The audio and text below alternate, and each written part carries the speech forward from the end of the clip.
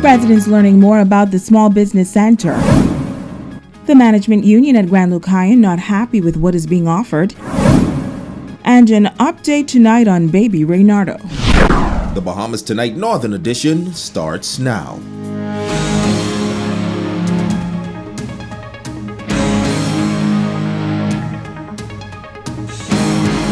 This is the Bahamas Tonight, the Northern Edition. Good evening, all. I'm Shoshana Rule-Farquharson. As always, it is so great to have you with us. Topping news this evening, the Small Business Development Center meeting with residents of the Western District. Executives have been empowered to promote the message of entrepreneurship. On Friday night, scores of residents turned out at the 8 Mile Rock Gymnasium to hear how they can start or expand their existing businesses. Italia Hall was there. The Small Business Development Center was launched in Grand Bahama 3 months ago. The purpose of the center is to support micro, small, and medium-sized businesses in the country to build a stronger economy. Executive Director of the Small Business Development Center, Davinia Blair, says the government has allotted millions of dollars for this program and all Bahamians are eligible to receive assistance.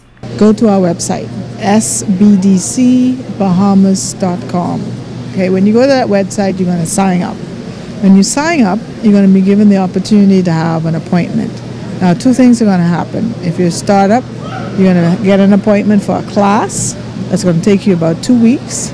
After that class, then you're going to start your advising sessions, and you're going to go on to the funding round, and then once you get your funding, then you're going to have access to advising for the next 3 years, and you're going to have access to a mentor. 25% of all of our clients are existing businesses, and based on the ones that we've seen, 82% have no financial statements. Financial statements for an existing business is critical. Deputy Prime Minister and Minister of Finance, the Honorable K. Peter Turnquist, says, with all of the development set to come on stream in Grand Bahama, there is going to be opportunities for many people. And so now is the time to dust off that idea you had. Come to the SBDC, have it tested, and to develop it, refine it, and to launch it. This is your time to take a risk. We don't know what's going to happen in the future, but today the government of the Bahamas is standing behind you. We are putting our money where our mouths are, and we're saying to you, don't be afraid. Member of Parliament for West Grand Bahama and Bimini, Pakeisha Parker Edgecombe, says residents should take advantage of the assistance that the center is offering. There are some creative thinkers out there. There are some people who have some business ideas and concepts in which the government can depend on to grow our economy. And we're trying to encourage you to believe in your concepts and to believe in your business plans. And with a program such as this, to obtain that financing that will assist you in bringing that business forward.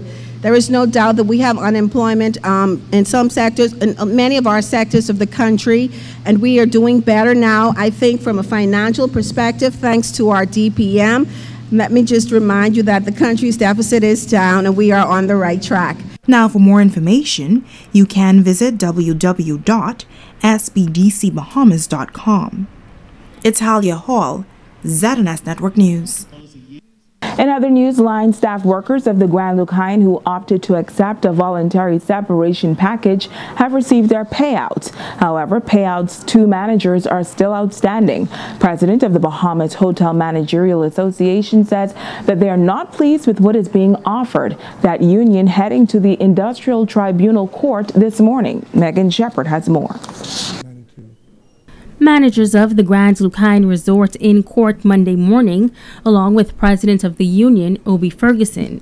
Ferguson telling the media that the court hearing was a follow-up to the session held on October 3rd, where the chairman of Lucayan Renewal Holdings Limited indicated to the court that prevailing conditions and agreements will remain in effect until other circumstances dictate otherwise. He says this new court hearing is essentially focused on the corporation paying the workers what is due to them. We're here today to require the corporation to pay the managerial workers consistent with the agreement that was reached by the chairman of the Hotel Corporation, chairman of Lucayan Renewal Holdings Limited, because that is what they were entitled to.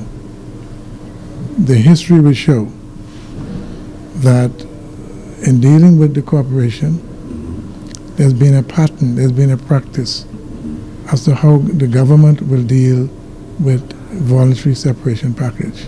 Ferguson says that he believes that no particular formula was used in determining how much the workers should be paid. He says that the judge requested that attorneys for the corporation provide the particulars by the afternoon of Monday, March 11th, so that Ferguson would be able to provide more details to the union members. The workers voted unanimously against what was offered by the Lucayan Renewal Holdings Limited. What was offered by them? Oh, yeah. It's nothing to really, it's so ridiculous. It's nothing that I would want to put to the public. But what I can say to you, that each member of the bargaining unit voted overwhelmingly, unanimously, to oppose it. The union leader says that members are simply asking for fair treatment. We're asking for the similar arrangement that was reached with the corporation with respect to the workers that they had to let go for holidaying. Similar arrangement, we want that. Similar arrangement for Lucayan Beach, similar arrangement for Lucayan Bay, similar arrangement for BPL, PTC, Wyndham, which is now Malia, Limeridian, which is now Sandals. It's the same arrangement. We're not creating anything. We just say, just treat this situation as normal. Now, Ferguson adds that they were scheduled to meet with the Minister of Tourism. However, he is out of the country. The matter has been adjourned to March 20th, 2019. Megan Shepard, 7S Network News. Well, just 3 months into the year, and 2019 is already shaping up to be a banner year for tourism in the Abacos. Abaco has a reputation as the leading market for visiting boaters with 16 marinas. That's more than any other island in the country. The island also has a strong second home market as well. Manager of the Abaco Tourism Office, Winsome Ferguson, says tourism numbers are climbing as the Abacos remain a destination of choice in North America and Canada. Abaco is doing extremely well. We are in double digits in room nights as well as airlift into the island.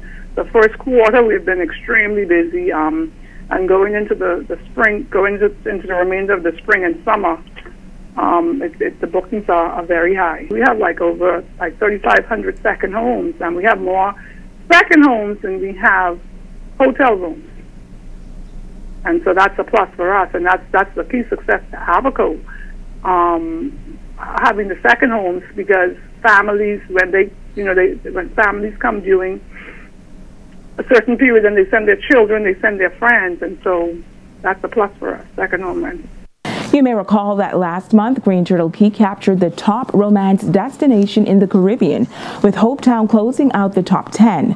Ferguson says Abaco is a big contender in the private aviation business as well, and that is a niche market that the ministry will continue to pursue.